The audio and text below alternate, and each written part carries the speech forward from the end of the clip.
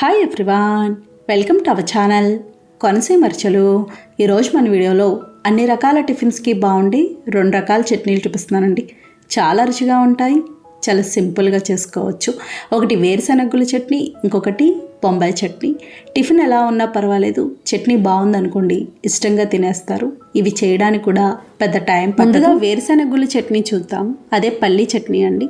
పల్లీ చట్నీ కోసం stove on చేసి ప్యాన్ పెట్టి నూనె వేసుకోవాలి. నూనె వేడయ్యాక కారానికి సరిపడా పచ్చిమిరపకాయలు వేసి ఫ్రై చేసుకోవాలి. నేను 8 కాయలు తీసుకున్నానండి. చట్నీ ఏదైనా సరే కొద్దిగా కారంగా ఉంటేనే బాగుంటుంది, కమ్మగా ఉండేదానికంటే కూడా.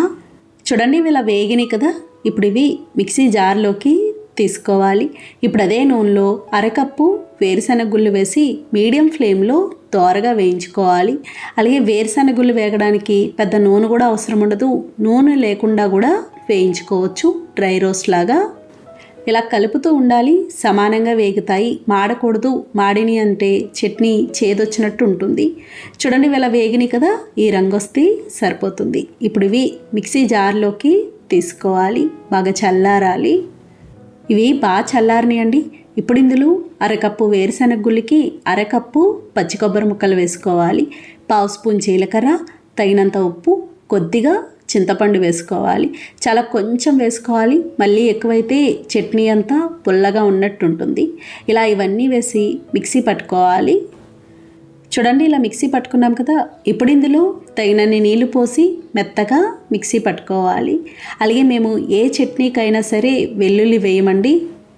ఈ పల్లీ చట్నీ కొబ్బరి లేకుండా కూడా చేసుకోవచ్చు. కొబ్బరికి బదులుగా కావాలి అనుకుంటే ఒక 2 స్పూన్లు పుట్నాల పప్పు వేసి కూడా చేసుకోవచ్చు. చూడండి, ఇలా మిక్సీ పట్టుకున్నాం కదా. ఇప్పుడు ఇది గిన్నెలోకి తీసుకోవాలి. మీకు పల్చగా చట్నీ కావాలి అనుకుంటే ఇలా కొంచెం నీళ్ళు పోసుకోవచ్చు.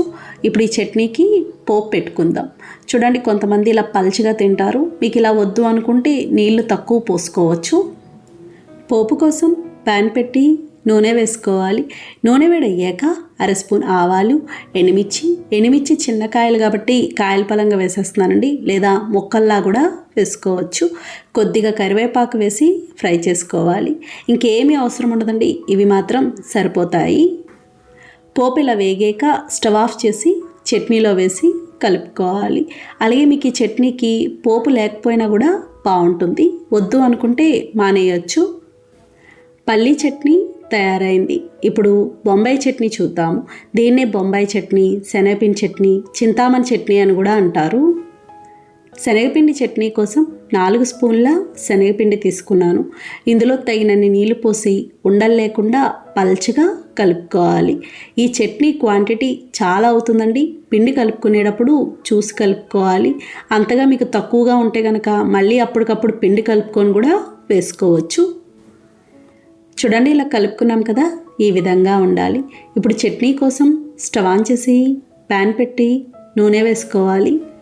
నూనె వేడయ్యాక 1/2 స్పూన్ శనగపప్పు, 1/2 స్పూన్ మినపప్పు, 1/2 స్పూన్ జీలకర్ర, 1/2 స్పూన్ ఆవాలు వేసి ఫ్రై చేసుకోవాలి. ఈ చట్నీకి పోపు గింజలు మరీ ఎక్కువ వేసుకోకూడదు. చూడండి, పోపు ఇలా వేగింది కదా. ఇలా వేగాక చిన్నగా కట్ చేసిన అల్లం ముక్కలు, అల్లం అరించి తీసుకున్నాను. పచ్చిమిర్చి ముక్కలు, పచ్చిమిర్చి 5 కాయలు, చిన్నగా కట్ చేసిన టమాటో ముక్కలు, చిన్న టమాటో 1 తీసుకున్నాను. కొద్దిగా కరివేపాకు వేసి ఫ్రై చేసుకోవాలి. కొంతమంది ఈ చట్నీలో టమాటో వేయరండి, వద్దు అనుకుంటే మానేయచ్చు, ఎలా అయినా కూడా బాగుంటుంది. చూడండి, ఇలా బాగా వేగినాయి కదా. ఇలా వేగాక తగినన్ని నీళ్లు పోసుకోవాలి. ముందే ఎక్కువ పోసేసుకోకూడదు, అంతగా తక్కువైతే తర్వాత చూసి వేసుకోవచ్చు. ఇందులో తగినంత ఉప్పు, కొద్దిగా పసుపు, కొంచెం చింతపండు వేసి కలుపుకోవాలి. నీళ్లు మరగాలి. చూడండి, నీళ్ళు ఇలా మరిగినాయి కదా. ఇలా మరిగాక మీడియం ఫ్లేమ్లో పెట్టి మనం ముందుగా కలిపి ఉంచుకున్న శనగపిండి వేసుకోవాలి. ఇది ఒకసారి ఇలా కలిపి వేసుకోవాలి. శనగపిండి వేయగానే కొంచెం చిక్కబడినట్టు అవుతుంది.